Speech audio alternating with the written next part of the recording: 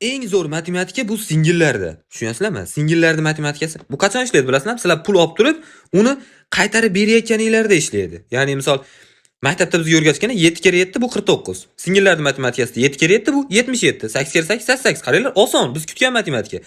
7 ming so'm pul olib turib bu uchun qancha mehnat qilgansizlar umringlar davomida?